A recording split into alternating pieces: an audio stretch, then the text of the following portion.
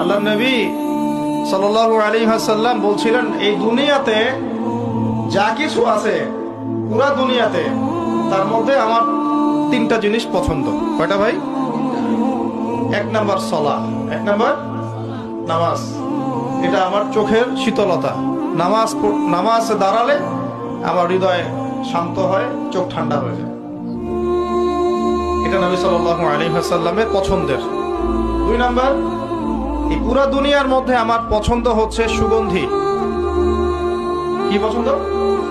সুগন্ধি। 10টা টাকা যদি আর্ন করেন, 1 টাকার সুগন্ধি কিনেন, সুন্নাত। সুগন্ধি সাথে রাখতে হয়, ব্যবহার করতে হয়, মনটাও ভালো থাকবে। আর সুগন্ধি বেশি ইউজ করলে রোগ ব্যাধিও কম হয়। 3 নাম্বার হচ্ছে স্ত্রী। 3 নাম্বার কি? স্ত্রী। স্ত্রীরা আমার পছন্দ। নবী সাল্লাল্লাহু আলাইহি ওয়াসাল্লামের এই 3টা জিনিস পৃথিবীতে পছন্দ